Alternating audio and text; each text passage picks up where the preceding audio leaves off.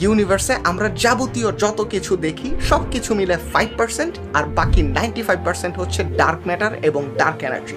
কোনো magical mystical ওয়েতে এই দুইটা কথা ইউজ করতেছি না, এইগুলা লেজিট সায়েন্টিফিক টার্ম। তো এই ডার্ক এনার্জি আমরা কিভাবে আবিষ্কার করলাম তার পেছনের শ্বাসরুদ্ধকর গল্পটা বলবো, এবং তার সাথে সায়েন্স কেন কঠিন এবং কিভাবে সায়েন্সকে প্রেজেন্ট করলে আরও বেশি মানুষের কাছে বোধগম্য হবে বলে আমি মনে করি, এই ব্যাপারগুলোতে আজকে রিফ্লেক্ট করবো।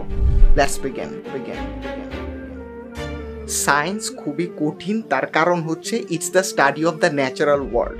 প্রকৃতিকে ইনভেস্টিগেট করে প্রকৃতির অপারেশনগুলোকে বের করে নিয়ে আসাটাই হচ্ছে সায়েন্সের উদ্দেশ্য। প্রকৃতি বলতে কেবল নদ নদী, সমুদ্র, ঝর্ণা, পাহাড় পর্বত, গাছপালা, ফুল ফল বোঝানো হইতেছে না। প্রকৃতি বলতে ইটসি বিটসি টিনি টাইনি সাবঅ্যাটমিক পার্টিকল থেকে শুরু করে জাইগ্যান্টিক গ্যালাক্সি পর্যন্ত সবকিছুই প্রকৃতি। আর এই প্রকৃতি আমাদের কমন সেন্সের কোনো ধারে না। প্রকৃতি নিজস্ব ওয়েতে অপারেট করে, খুবই কমপ্লেক্স ওয়েতে অপারেট করে। দ্যাটস ওয়াই প্রকৃতিকে ইনভেস্টিগেট করাটাও খুবই কঠিন, প্রকৃতিকে বোঝাটাও খুবই কঠিন। তো আজকে আমরা প্রকৃতির অপারেশনের কমপ্লেক্সিটিটা ফিল করার চেষ্টা করব ডার্ক এনার্জি আবিষ্কারের গল্প শুনতে শুনতে। আর এই এক্সপ্লোরেশনে যাওয়ার জন্য আমাদেরকে 107 বছর পেছনে যেতে হবে। Let's go back. 1916 সালে আইনস্টাইন তার বিখ্যাত general theory of relativity publish করেন। It's a deeper understanding of gravity. And আইনস্টাইনের এই থিওরিকে আপনি যখন ইউনিভার্সের লার্জ স্কেলে অ্যাপ্লাই করেন, ম্যাথ বলে there are only two possibilities. Either universe এরকম এক্সপ্যান্ড করবে, মানে বড় হয়ে যাবে, অর ইউনিভার্স এরকম কন্ট্রাক্ট করবে, মানে ছোট হয়ে যেতে থাকবে, চুপসায় যাবে। These are the only possibilities. Universe কোনোভাবেই স্ট্যাটিক হইতে পারে না। কিন্তু তৎকালীন সময়ে আমরা ইউনিভার্স বলতে যতটুকু বুঝতাম বা জানতাম, ইউনিভার্স বলতে আমরা যতটুকু আবিষ্কার করছি, ততটুকুর মধ্যে অবজার্ভ করলে দেখা গেছে যে ইউনিভার্স কমপ্লিটলি স্ট্যাটিক। ইউনিভার্সের যাবতীয় যত তারা আছে, দে আর মাইন্ডিং দেয়ার ওন বিজনেস। কেউ কাছেও আসতেছে না, দূরেও যাইতেছে না। Universe is a static place. So Einstein যেটা করলেন, যেহেতু তার ইকুয়েশনের সাথে ইউনিভার্সের কার্যকলাপ মিলতেছে না, সো এই দুইটাকে মিলানোর জন্য তিনি ইকুয়েশনটাকে একটু টুইক করলেন। সে তার ইকুয়েশনে নতুন একটা টার্ম যোগ করলেন, কসমোলজিক্যাল কনস্ট্যান্ট নামে। You can think of it as an extra pressure in the universe, যেটা ইউনিভার্সকে স্ট্যাটিক রাখবে। And this is exactly where Edwin Hubble comes into the story. And Hubble চাচু এসে একটা টুইস্ট দিয়ে দিল। 1920s-এ এডউইন হাবল আবিষ্কার করলো আমরা যেটাকে এতদিন ইউনিভার্স ভাবতেছিলাম সেটা ইউনিভার্সের এন্টায়ারিটি না।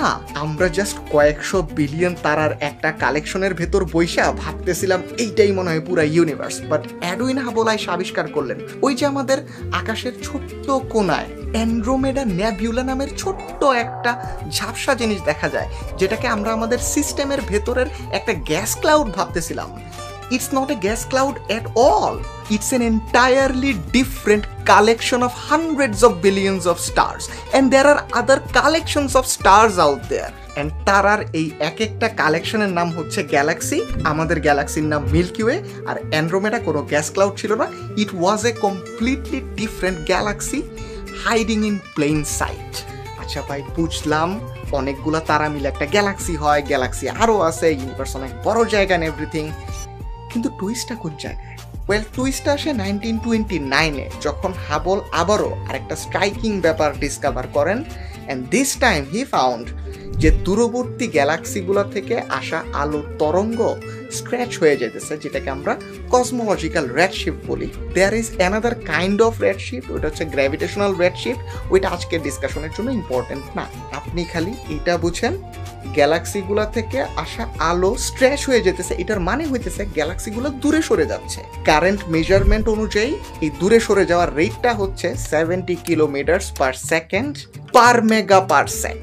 Kilometre per second per mega per second কি বলতেছে এগুলা? আমি জানি এককটা শুনতে একটু ফ্যান্সি লাগতেছে, বাট সোজা বাংলা এটার মানে হইল আপনি যদি 1 মেগা পার সেক ডিস্টেন্সে তাকান, তাইলে ওইখানের একটা বিন্দু 70 কিলোমিটার পার সেকেন্ডে সরে যাচ্ছে আমাদের থেকে। 2 মেগা পার সেক ডিস্টেন্সে তাকাবেন, ওইখানের একটা বিন্দু 70 প্লাস 70 140 কিলোমিটার পার সেকেন্ডে সরে যাচ্ছে। And so on. ইউনিভার্সে আপনি যত দূরে তাকাবেন, ওই দূরের বস্তু তত দ্রুত আমাদের থেকে দূরে সরে যাচ্ছে। ইন দিস কেস গ্যালাক্সিগুলো আমাদের থেকে দূরে সরে যাচ্ছে। এন্ড গ্যালাক্সিগুলা একে অপরের থেকে দূরে সরে যাওয়ার মানে হইতেছে The universe is not static, it is indeed expanding, as it should be. Einstein was right all along. So ইউনিভার্সকে স্ট্যাটিক রাখার জন্য আইনস্টাইন যে কসমোলজিক্যাল কনস্ট্যান্ট যোগ করছিল, you don't need that term anymore. তো আইনস্টাইনের সমীকরণে পুনরায় সৌন্দর্য ফিরে আনার জন্য আইনস্টাইন হাবলের সাথে দেখাও করেন, কৃতজ্ঞতাও প্রকাশ করেন, and he was very humble about it. এই কসমোলজিক্যাল কনস্ট্যান্ট যোগ করাটা তার জীবনের সবচাইতে বড় ব্লান্ডার ছিল বলে আইনস্টাইন স্বীকারও করেন। But that is not the end of this story. আরও একটা ড্রামা এবং মাইন্ড বেন্ডিং টুইস্ট বাকি আছে, but before I get into that একটা হাইপোথেটিক্যাল সিচুয়েশন বলি আপনাকে। দেখেন